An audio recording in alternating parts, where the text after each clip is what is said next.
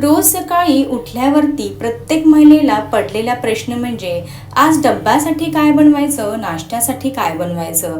तर आज आपण अगदी 15 ते 20 मिनिटांमध्ये तयार होणारे तांदळाच्या पिठाचे घावण आणि चटणी तयार करणार आहोत. हे घावण बघा, अगदी मऊ, लुसलुशीत आणि जाळीदार तयार झालेले आहे. कोणत्याही प्रकारचा इनो, सोडा, दही न वापरता हे घावण तयार केले आहेत, तरीसुद्धा खूपच छान जाळीदार तयार झालेले आहेत. आता हे घावण तयार करण्यासाठी तुम्हाला पीठ आंबवावं लागत नाही, अजिबात भिजवावं लागत नाही. अगदी झटपट असे 15 ते 20 मिनिटांमध्ये आयत्या वेळेस तुम्ही हे घावण बनवून खाऊ शकता. तुम्ही हे घावण सकाळी जरी बनवले ना तरी संध्याकाळी सुद्धा आहे तसेच मऊ लुसलुशीतच राहतात, अजिबात कडक वगैरे होत नाहीत. चला तर वेळ न घालवता रेसिपीला सुरुवात करूयात.